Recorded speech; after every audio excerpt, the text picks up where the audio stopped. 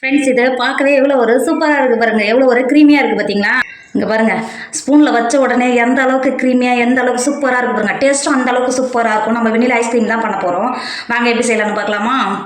Hi friends, welcome to Kerala சமையல். இன்னைக்கு கேரளா சமையலில் நம்ம வெண்ணிலா ஐஸ்கிரீம் தான் பண்ண போகிறோம். வாங்க எப்படி செய்யலாம்னு பார்க்கலாம். ஒரு பாத்திரம் வச்சுக்கோங்க. இதில் 2 டேபிள் ஸ்பூன் கார்ன்ஃப்ளோர் சேர்த்துக்கோங்க. நீங்கள் பால் எடுக்கிற மாதிரியா இருந்தால் 1.5 டேபிள் ஸ்பூன் எடுத்துக்கோங்க. ஏன் கேட்டிங்கன்னா பசுப்பால் வந்து ரொம்ப கெட்டியாக இருக்கும். நான் எடுத்துகிட்டு வந்து பாக்கெட் பால், அதனால் 2 டேபிள் ஸ்பூன் கார்ன்ஃப்ளோர் சேர்த்துக்கிறேன்.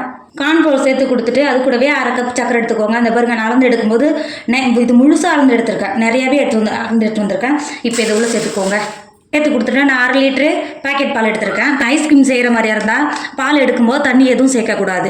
சேர்க்காம போனால் தான் டேஸ்ட் இன்னும் நல்லா சூப்பராக இருக்கும், கடையில் வாங்குற மாதிரி. இப்போ இந்த பாக்கெட் பாலை நம்ம சேர்த்துற கார்ன்ஃப்ளோர் சர்க்கரையோடு சேர்த்து கொடுத்துக்கோங்க. இப்படி சேர்க்கும்போது பால் நல்லா கெட்டியாக இருக்குங்களா? பசும்பால் எடுத்திங்கன்னா இதை விட நல்லா கெட்டியாக இருக்கும். இப்போ இந்த பாக்கெட் பாலை சேர்த்து கொடுத்துக்கோங்க. சேர்த்து கொடுத்துட்டு நல்லா கலந்து கொடுத்துக்கோங்க. நம்ம சேர்த்த கார்ன்ஃப்ளோரு சர்க்கரை எல்லாம் கலந்து வர மாதிரி நல்லா கலந்து கொடுத்துக்கோங்க. கார்ன்ஃப்ளோரு கெட்டி எதுவும் இல்லாமல் நல்லா கலந்து கொடுத்துக்கோங்க. உங்களுக்கு இது மாதிரி செய்கிறதுக்கு கஷ்டமாக இருக்கிற மாதிரி இருந்தால் நீங்கள் வேறு ஒரு பாத்திரத்துக்கு மாற்றிட்டு இதில் வந்து பால் எடுத்துகிட்டு நல்லா ஒரு விஸ்கோ இல்லை ஃபோர்க்கோ வச்சு நல்லா கலந்து கொடுத்துட்டு நீங்கள் பால் கூட சேர்த்தாலும் சேர்க்கலாம். இன்றைக்கி இந்த மாதிரி செஞ்சு எனக்கு பழகிடுச்சு. நல்லா கலந்து கொடுத்துக்கோங்க. சர்க்கரை நம்ம சேர்த்த கார்ன்ஃப்ளோர் எல்லாம் கலந்து வரது நல்லா கலந்துக்கோங்க. ஃப்ரெண்ட்ஸ், நம்ம சேர்த்த சர்க்கரை கார்ன்ஃப்ளோர் எல்லாம் கரைஞ்சி நல்லா பாலோட நல்லா கரைஞ்சி வந்துருச்சு. நம்ம கலந்து எடுத்தோம்ல, அந்த பாத்திரத்தை அடுப்பில் வச்சுக்கோங்க. அடுப்பில் வச்சுட்டு நம்ம கார்ன்ஃப்ளோர் சேர்த்ததுனால சீக்கிரமாகவே கெட்டிப்படும், அடிப்பிடிக்க சான்ஸ் இருக்குது. இப்போ நம்மளா கைவிடாமல் நல்லா கலந்து கொடுத்துக்கிட்டே இருங்க. ஒரு 10 நிமிஷம் நல்லா கெட்டியாகி வரும். கைவிடாமல் கலந்து கொடுத்துக்கிட்டே இருங்க. நீங்கள் இதை கலந்து விடும்போது அடுப்பு லோ ஃபில்லில் இருக்கணும். நீங்கள் ஹை ஃபில்லில் வச்சிங்கன்னா நல்லா கெட்டியாகிடும், அந்த அளவுக்கு சாப்பிடும்போது டேஸ்ட்டாக இருக்காது. நீங்கள் லோ ஃபில்லில் வச்சிங்கன்னா நல்லா கார்ன்ஃப்ளோர் நல்லா வெந்து பாலோடு நல்லா சேர்ந்து வரும். லோ ஃபில்லில் வச்சு நல்லா கலந்து கொடுத்துக்கிட்டே இருங்க. பால் நல்லா கெட்டியாகி வர நல்லா கலந்து கொடுத்துக்கிட்டே இருங்க. ஃப்ரெண்ட்ஸ், இப்போ பாருங்கள், நல்லா பால் கொதிக்க ஆரம்பிச்சிருச்சு. இப்போ கைவிடாமல் நல்லா கலந்து கொடுத்துக்கிட்டே இருங்க.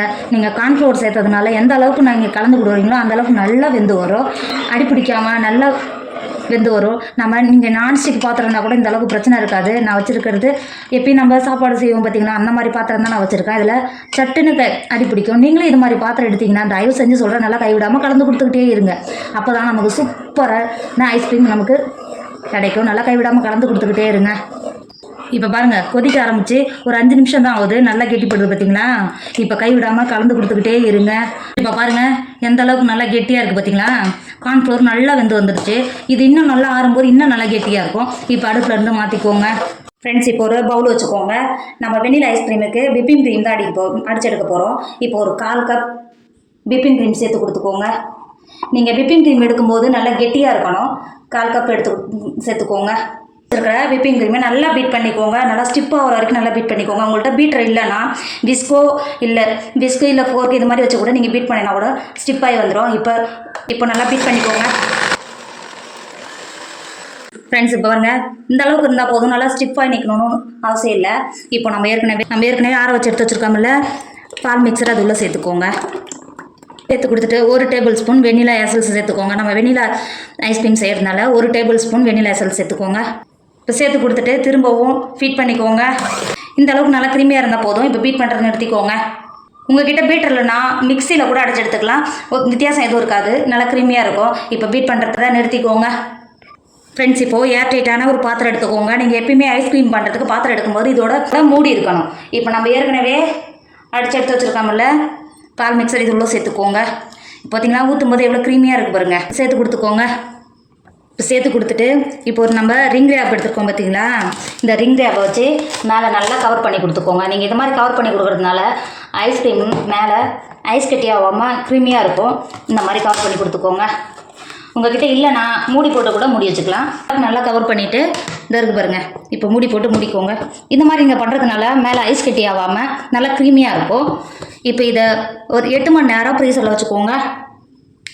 வெண்ணிலா ஐஸ்கிரீம் செஞ்சு நம்ம 8 மணி நேரம் ஃப்ரீசரில் வச்சுருந்தோம்ல. இப்போ பாருங்கள், பார்த்தீங்களா, பார்க்கவே எவ்வளோ ஒரு சூப்பராக இருக்குது பார்த்தீங்களா? இப்போ இந்த ஐஸ்கிரீமில் ஐஸ் கீ போயிட்டு வச்சு இப்போ எடுக்கும்போது இங்கே வருங்க, எந்த அளவுக்கு நல்லா க்ரீமியாக சுற்றுது பார்த்தீங்களா? இங்கே வருங்க.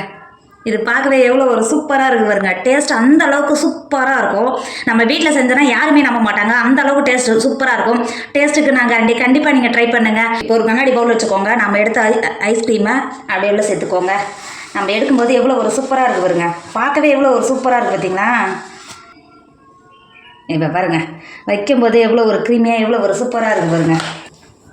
ஃப்ரெண்ட்ஸ், இப்போ பாருங்க நம்ம வெனிலா ஐஸ்கிரீம் எவ்வளோ ஒரு சூப்பராக இருக்குது. பார்க்கவே எவ்வளோ ஒரு சூப்பராக இருக்குது. டேஸ்ட் அந்த அளவுக்கு சூப்பராக இருக்குது. கண்டிப்பாக நீங்களும் ட்ரை பண்ணுங்கள். என்னோட வீடியோ உங்களுக்கு பிடிச்சிருந்தா உங்கள் ஃப்ரெண்டு உங்கள் ஃபேமிலிக்கு ஷேர் பண்ணுங்கள். மறக்காமல் கேரளா சமையலை சப்ஸ்கிரைப் பண்ணிக்கோங்க. Thank you friends. இப்போ பாருங்கள் அந்த வெனிலா ஐஸ்கிரீம் எவ்வளோ ஒரு சூப்பராக இருக்குது பாருங்கள். நம்ம வீட்டிலே செஞ்சோன்னா யாருமே நம்ப மாட்டாங்க, அந்தளவுக்கு நல்லா க்ரீமியாக டேஸ்ட்டாக இருக்கும். இப்போ இந்த வெனிலா ஐஸ்கிரீம் தான் எப்படி செய்யலாம்னு பார்க்கலாமா? Hi friends, welcome to Kerala சமையல். கேரளா சமையலில் நம்ம வெனிலா ஐஸ்கிரீம் தான் பண்ண போகிறோம். வாங்க எப்படி செய்யலாம்னு பார்க்கலாம்.